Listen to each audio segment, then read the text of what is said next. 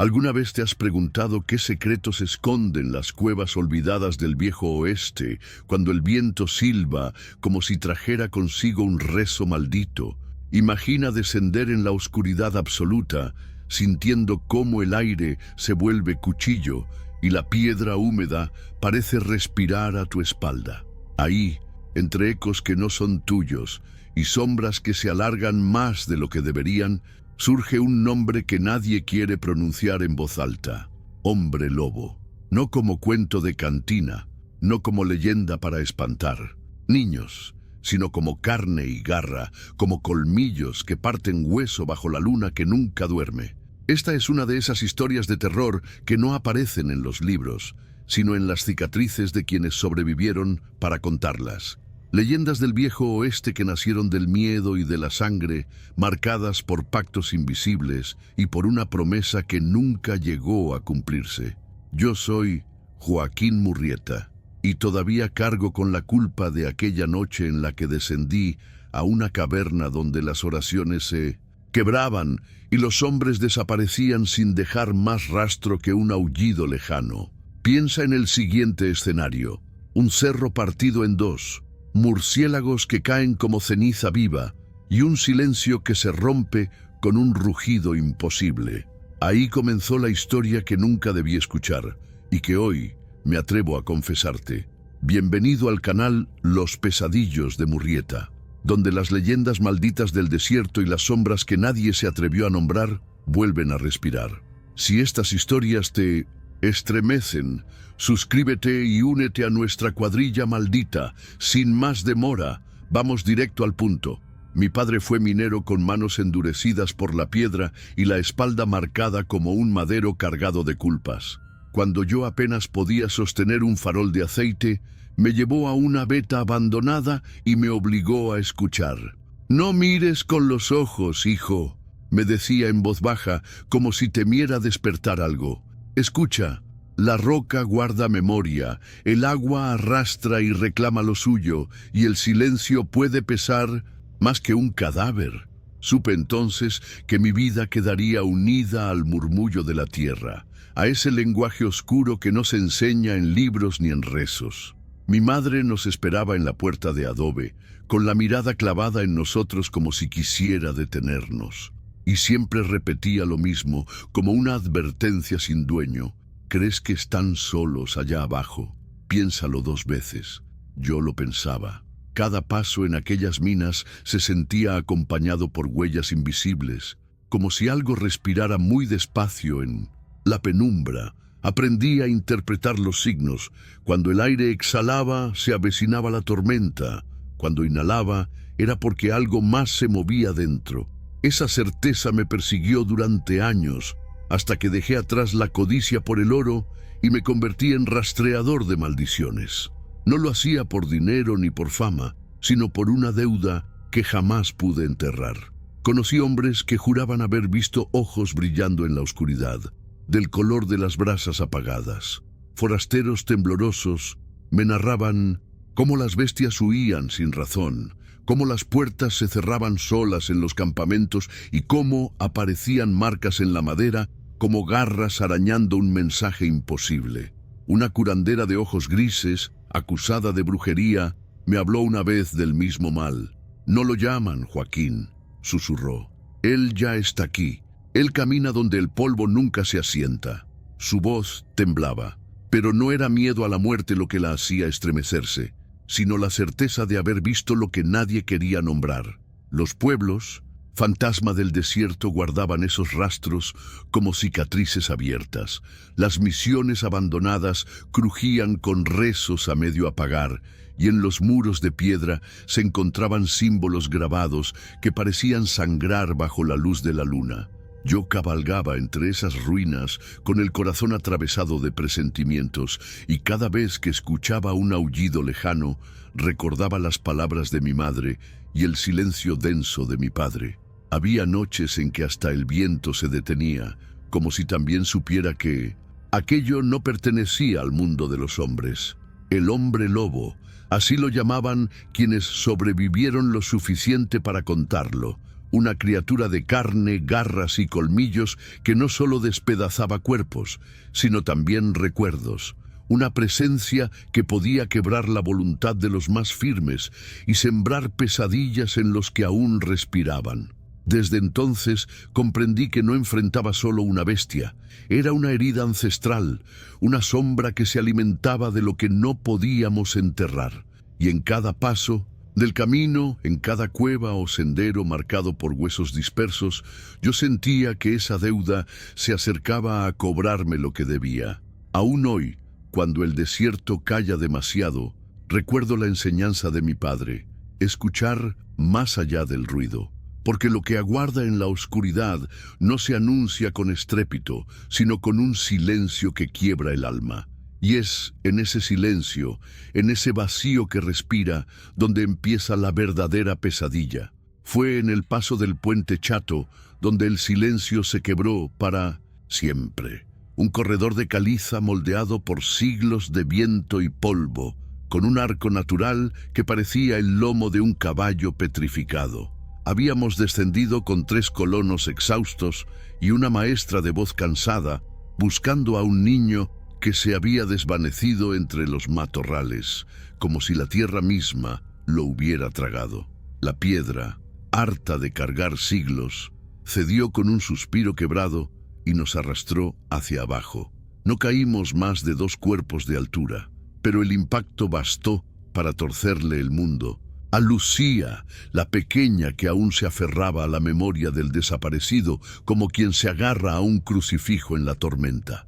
Me incliné sobre ella, sosteniéndole la nuca con la mano menos manchada, intentando ocultar la sangre que me corría por los nudillos. «Respira conmigo», le murmuré, acercando el farol a su rostro tembloroso. «Mira mi luz, no mi herida». El resto retrocedió hacia la seguridad precaria del corredor superior, dejando a la niña y a mí bajo el arco resquebrajado.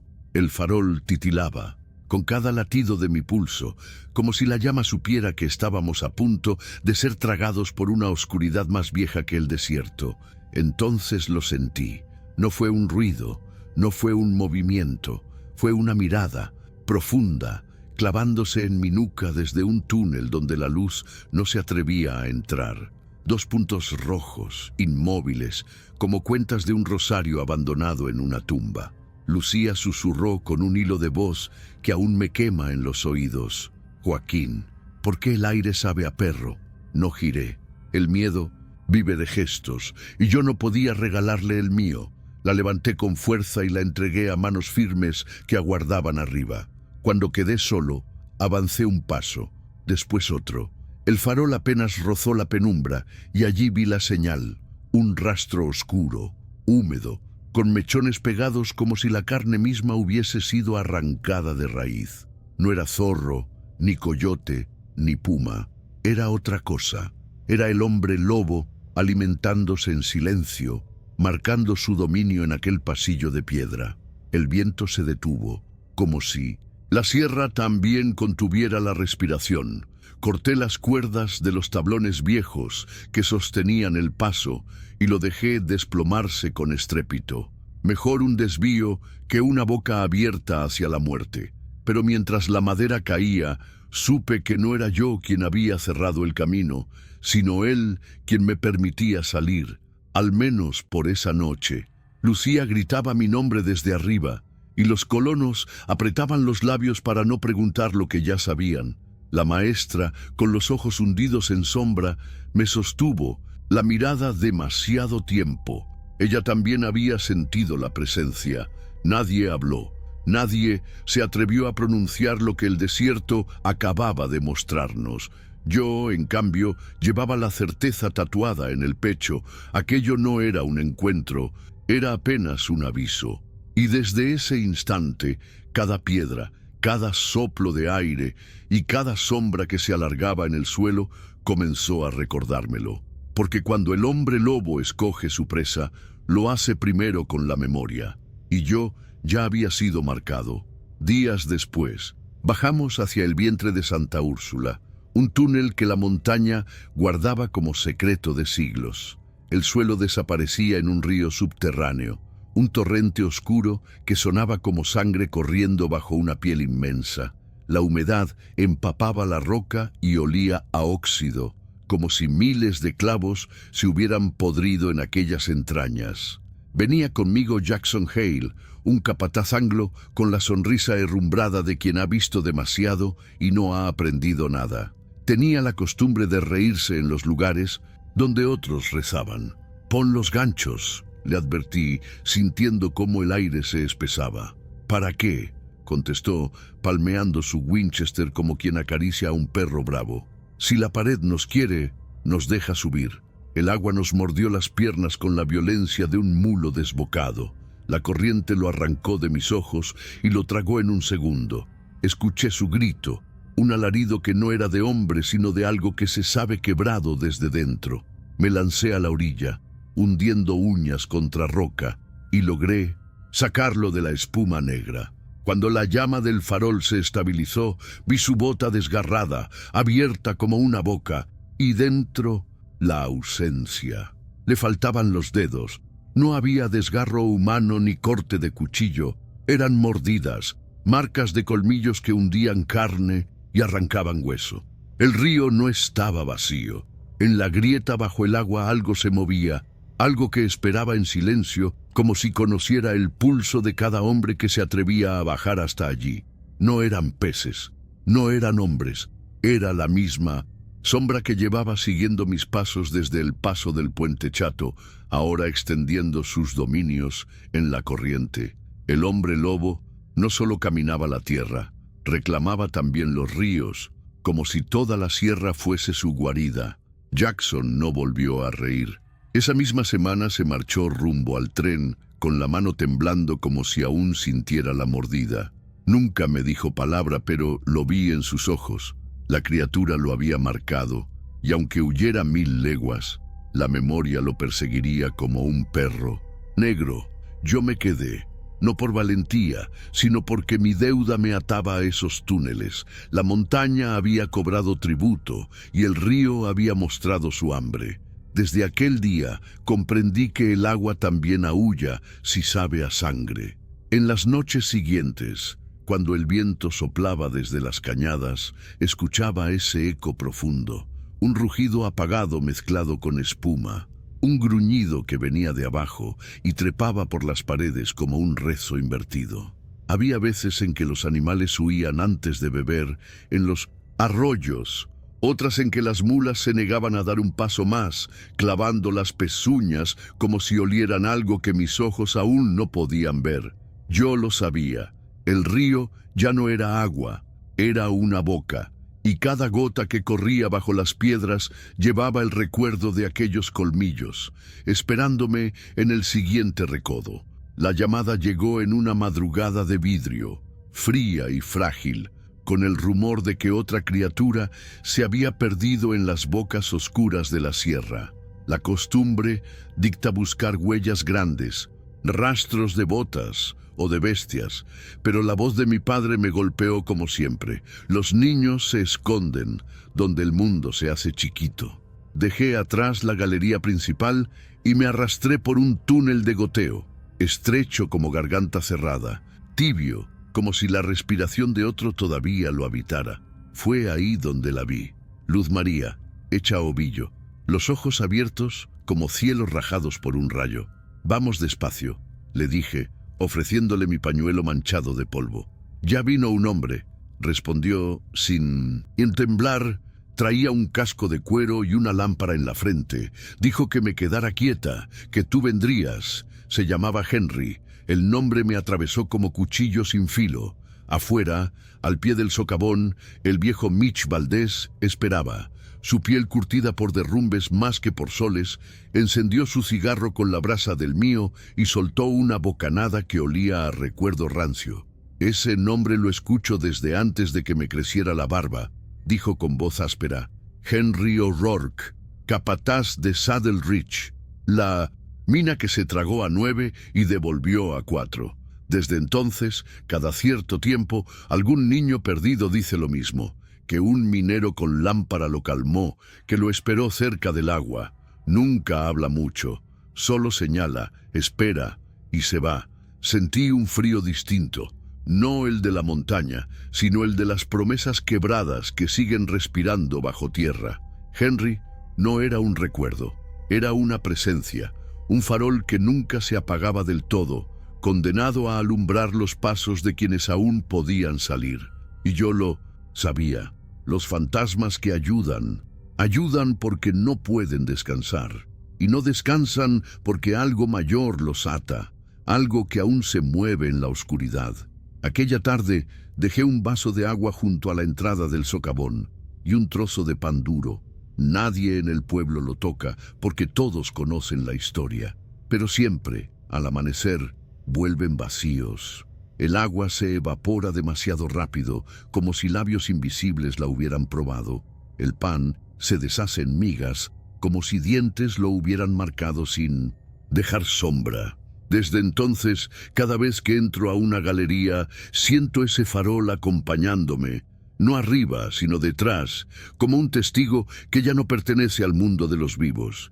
Y aunque su luz me guía, su silencio me recuerda lo mismo que los ojos rojos en el paso del puente Chato y los colmillos en el río subterráneo, que el hombre lobo no está solo en este juego, que hay otros atrapados en sus dominios, almas que nunca se fueron, obligadas a repetir su vigilia en lugares donde la luna no llega pero manda. Y yo, Joaquín Murrieta, cargo con ellos, porque cada encuentro con los vivos o con los muertos me lleva al mismo sitio. La certeza de que las montañas no devuelven nada sin cobrar su precio. Y en mi caso, ese precio aún no ha terminado de cobrarse. La sierra respira lenguajes que ningún catecismo alcanza. En las rocas que vigilan el lomo de Silla, descubrí un muro abierto como cicatriz, y sobre él estaban grabados símbolos yaquis, tan viejos que la piedra parecía doler aún por haberlos guardado. Allí estaba un lobo partido en dos, una luna armada de colmillos y una mano que trataba de cerrar una puerta que nunca debió abrirse. La marca ardía al tacto, como si todavía sangrara en silencio. Llamé a doña Ximena, la curandera que muchos evitaban por miedo y otros buscaban cuando la pólvora no servía. Su voz era lenta como agua en piedra y sus ojos jamás pestañeaban cuando hablaba de lo prohibido. Escarbaron donde no debían, me dijo, pasando los dedos sobre los símbolos. La veta nació sobre hueso, y cuando rompieron el descanso, el hambre de uno se volvió hambre de todos. Un hombre que mató sin pedir permiso fue marcado para devorar carne hasta que el río de abajo cambie de curso. Esa es la trenza de la maldición: luna, sangre y agua. Y mientras alguien proteja a los pequeños junto a ese río, el desierto no los querrá muertos. Sus palabras me helaron. Entendí que no era un monstruo nacido de la nada.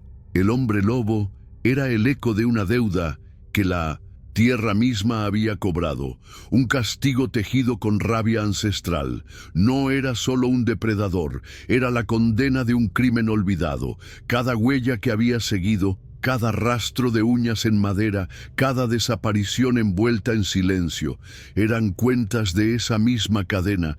Pero había algo más. Ximena hablaba de un guardián, y yo lo había visto, la figura de Henry, el minero del farol que aparecía ante los niños perdidos. Una vigilia interminable, un muerto que no terminaba de irse porque aún debía alumbrar lo que la oscuridad trataba de tragar. Comprendí que bajo la sierra convivían dos fuerzas opuestas, una sed que nunca se saciaba y una vigilia que nunca descansaba.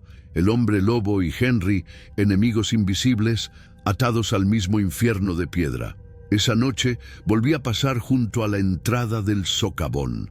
El aire estaba inmóvil, demasiado quieto, como si la sierra entera contuviera la respiración.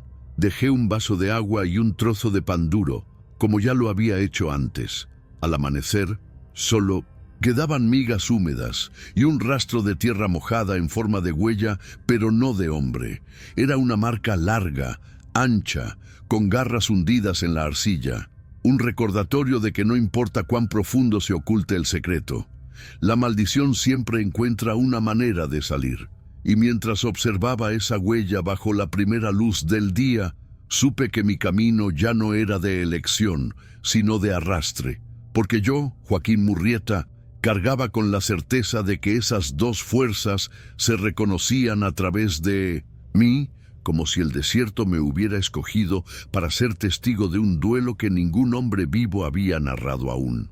La luna crecía sobre la sierra como una uña sucia que rasguñaba el cielo, y yo sabía que mis deudas no podían esperar otra noche. Llamé a quienes tenían cicatrices que el tiempo no borra. Abel Lucero, minero viudo de manos ásperas como pergamino, arrastraba todavía el polvo de las vetas que se habían tragado a su familia. Sofía Reyes, maestra de palabra firme y mirada recta, cargaba un rifle con la misma paciencia con la que enseñaba a leer, aunque su puntería hablaba más claro que cualquier libro.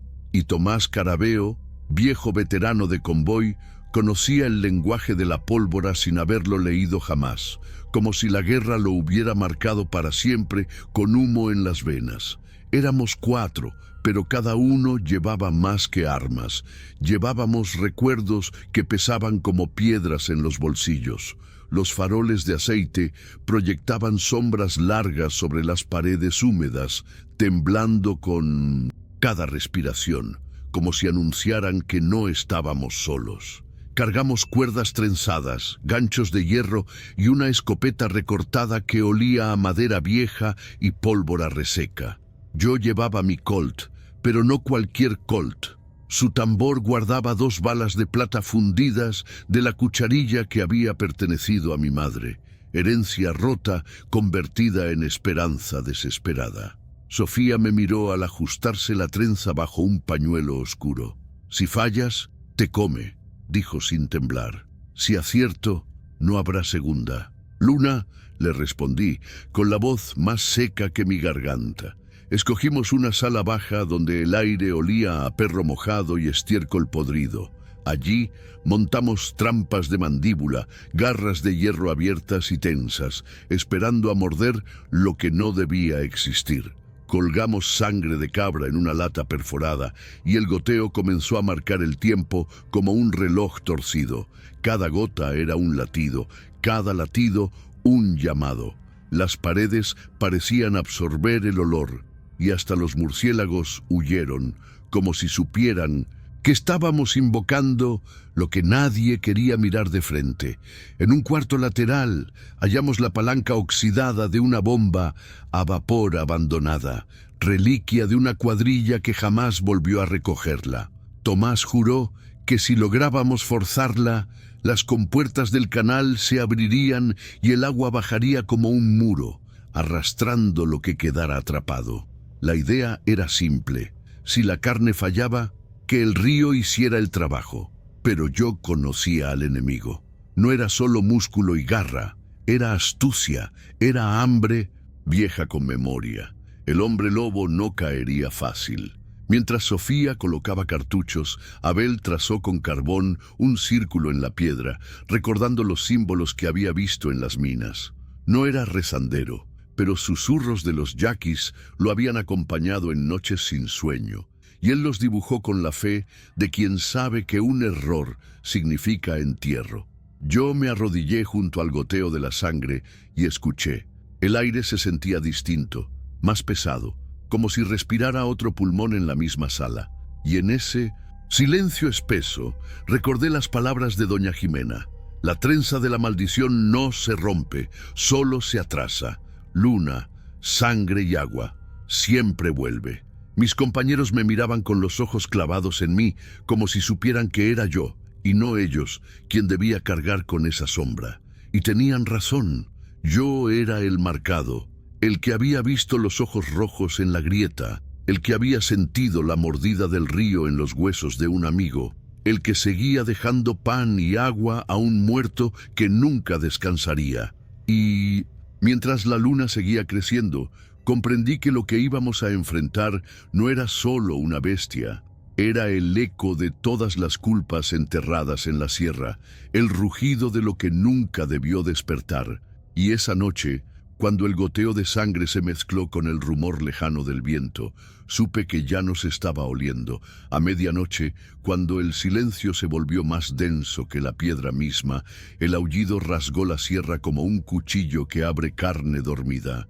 No era el aullido de un lobo, ni el bramido de un hombre. Era una mezcla de ambos, un lamento de lo que jamás debió juntarse. La luna se clavó justo en la hendidura del cerro, iluminando lo suficiente para revelar la salida de la bestia. Primero fue sombra, arrastrándose como humo pesado, y luego cuerpo. Zarpas largas como machetes oxidados, pelo enmarañado con barro y sangre seca, un hocico deformado que todavía guardaba el rastro humano en sus facciones, y unos ojos vidriosos que parecían dos charcos de hambre interminable. El aire se volvió irrespirable, cargado de un hedor insoportable a hierro oxidado, leche agria y perro mojado, como si la misma sala hubiera empezado a pudrirse. La trampa de mandíbula se cerró sobre su pierna con un chasquido que rebotó en las paredes. No gritó, no hubo gemido, solo un tirón seco que arrancó hierro y carne por igual, dejando colgajos temblando como estandartes rojos.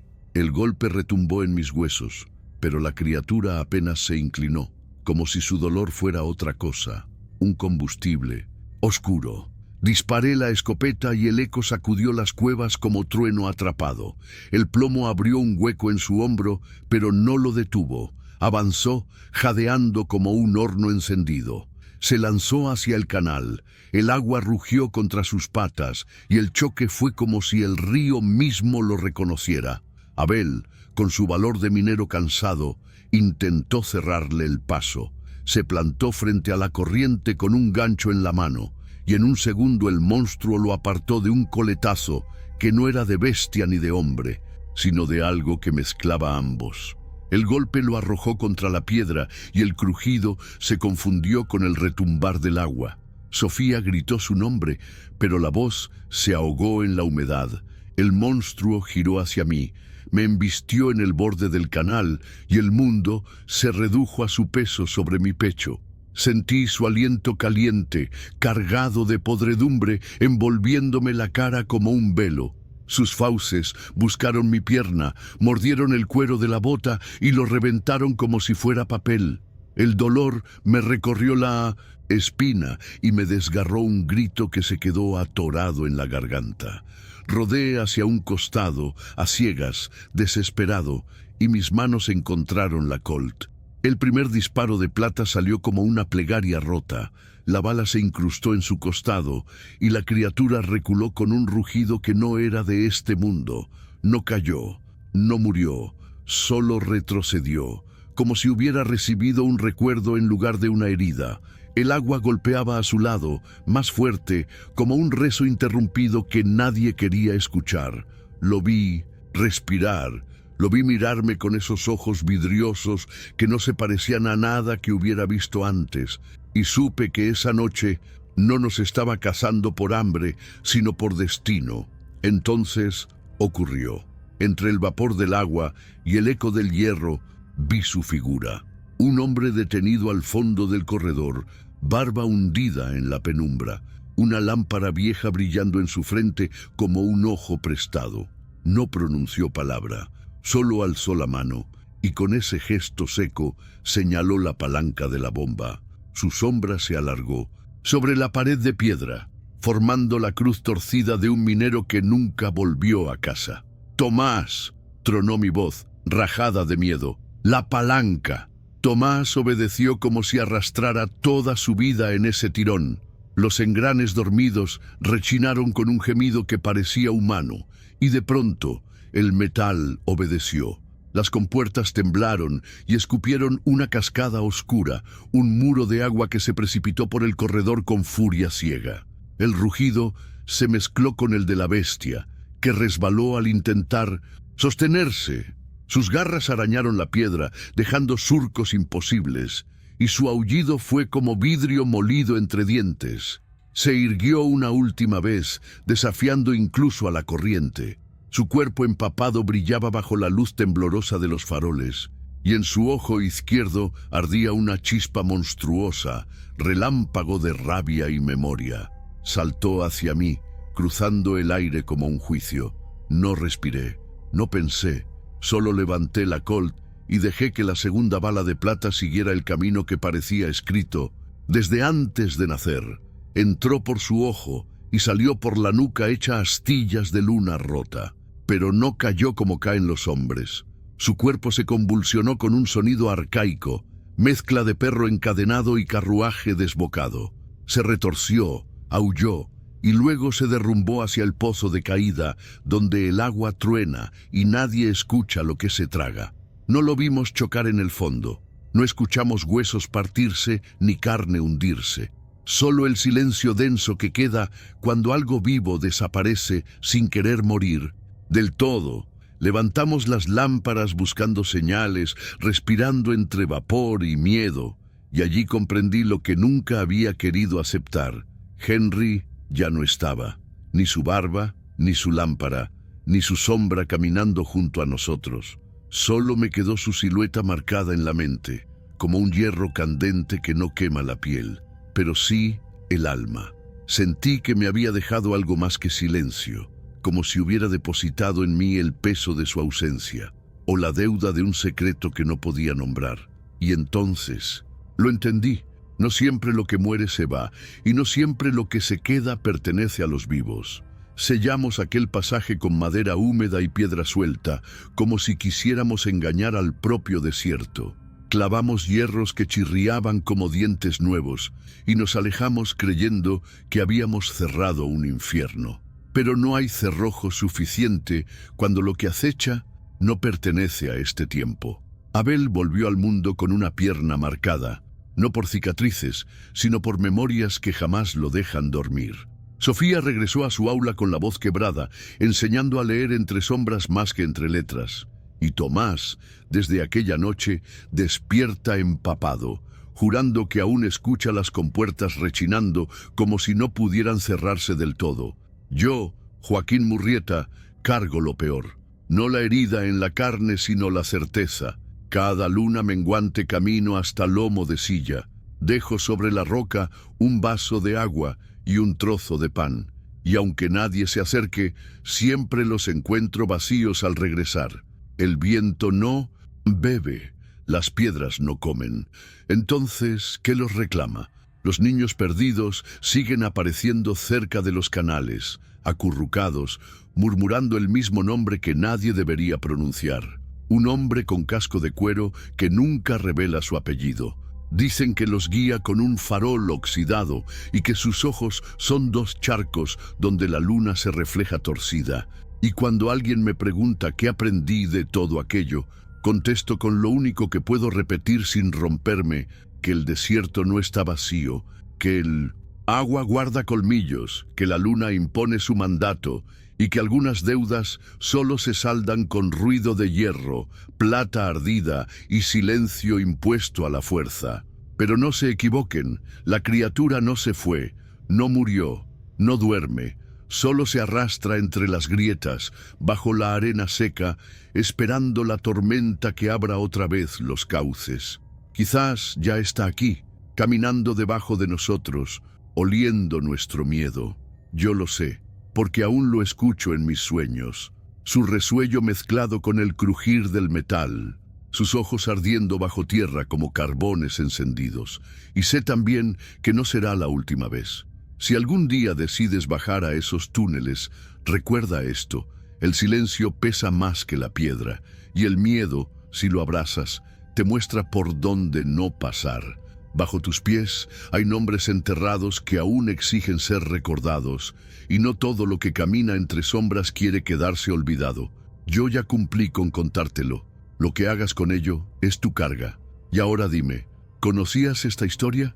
¿Qué habrías hecho tú si hubieras estado allí con la luna clavada en el techo y el agua rugiendo como bestia vieja? ¿Y qué otros secretos del desierto crees que aún esperan, escondidos bajo la arena, para volver a cobrarse lo que les pertenece? Si esta historia te dejó pensando, no dejes que se pierda en el silencio del polvo. suscríbete al canal y activa las notificaciones para escuchar más pesadillas que el viento no logró enterrar. Gracias por quedarte hasta el final. Pero recuerda, hay historias que nunca debieron ser contadas. Nos vemos en el próximo relato, si es que aún estás aquí.